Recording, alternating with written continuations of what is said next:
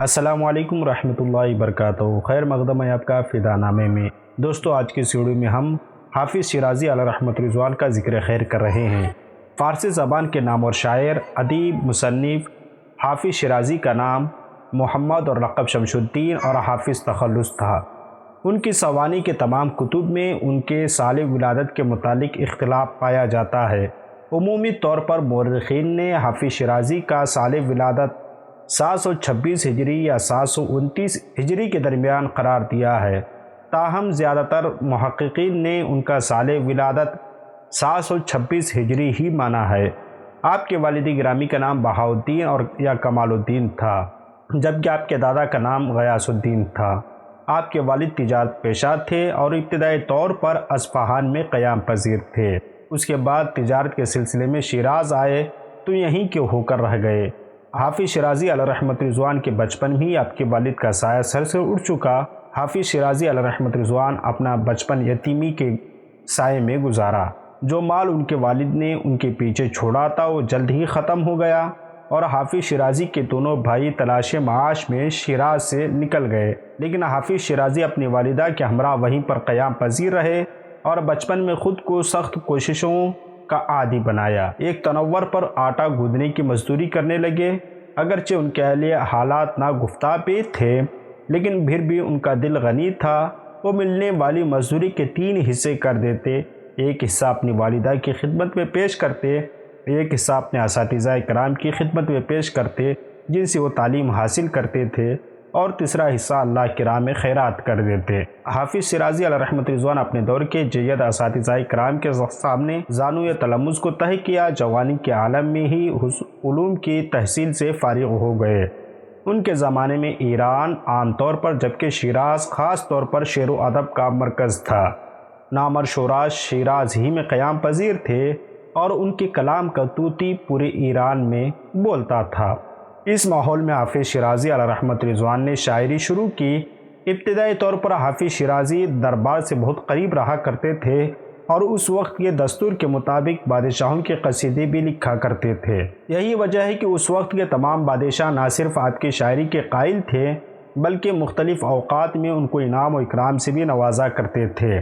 حافظ شیرازی علیہ رحمۃ رضوان نے 4 بادشاہوں کا زمانہ دیکھا۔ شیخ جمال الدین ابو اسحاق ان کا بڑا قدردان تھا، آپ اس کے دربار سے وابستہ رہے۔ اس نے 1353 عیسوی میں انتقال کیا یا اس کی وفات کے بعد مبارز الدین 5 سال تک حکومت پر فائز ہوا، تو اس کی وفات کے بعد اس کے بیٹے جلال الدین شجاع مسند اقتدار پر فائز ہوا اور اس کا دور اقتدار 1357 عیسوی سے لے کر 1384 پر محیط تھا۔ اس کی وفات کے بعد شاہ منصور بن شرف الدین عنان حکومت سنبھالی۔ حافظ شیرازی نے ان سب بادشاہوں کی تعریف و توصیف لکھی اور ان کے درباروں سے قربت بھی رکھی۔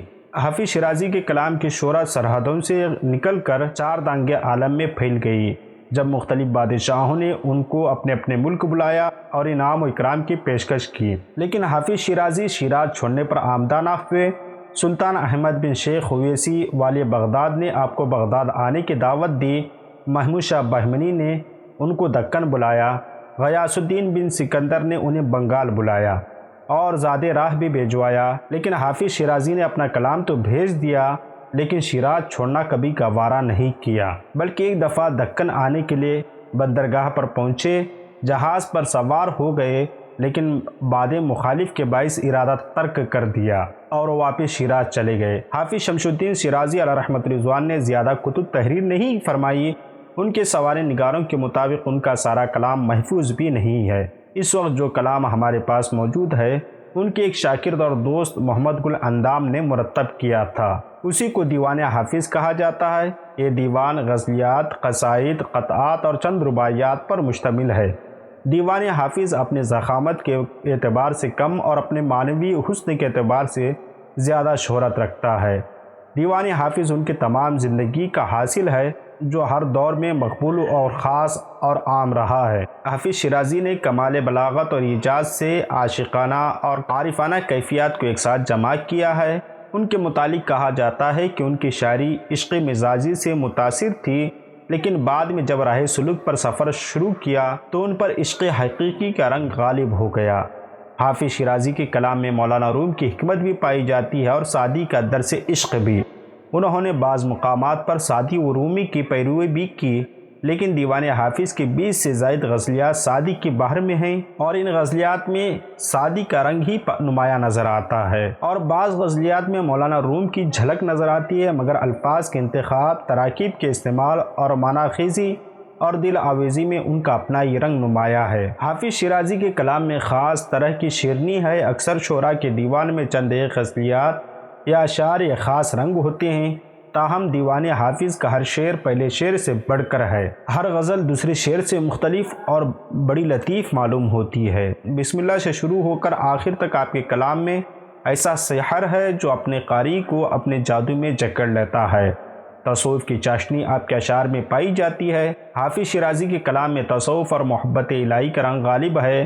وہ مروجہ صوفی سے بیزار رہے ہیں جس نے بظاہر تو جبہ و دستار پہنا ہوا ہے، لیکن اس کا من گدلا ہے، گندا ہے۔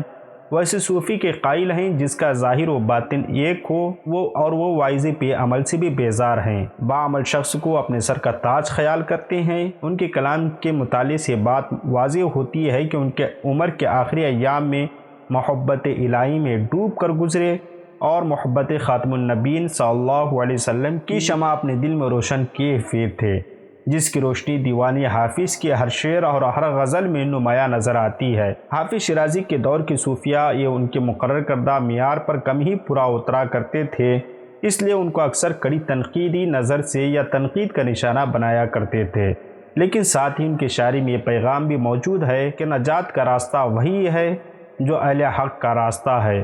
انہوں نے ریاکاری کو شدید تنقید کا نشانہ بنایا اور اس کو تصوف کے تعلیمات کے منافق قرار دیا۔ انہوں نے جب راہ تصوف اختیار کی تو اس وقت ان کا شباب گزر چکا تھا۔ وہ ہر وقت جذب و کیف کے عالم میں رہا کرتے تھے، اور حضرت سید اشرف جہانگیر سمنانی علیہ رحمت رضوان کی چوشا شریف اپنی سیاحت کے دوران شیراز تشریف لے گئے اور حافظ شیرازی سے کئی مرتبہ ملاقات فرمائی۔ انہوں نے اس رائے کا اظہار کیا اگرچہ حافظ شیرازی بظاہر مجذوب ہیں، لیکن حقیقت میں وہ خدا کے محبوب ہیں۔ حافظ شیرازی علیہ رحمت رضوان نے 1390 عیسوی میں وفات پائی اور آپ مسلم میں مدفون ہوئے۔ ہماری دعا ہے کہ اللہ رب العزت آپ کے قبر انور پر رحمت و انوار کی بارشیں نازل فرمائے۔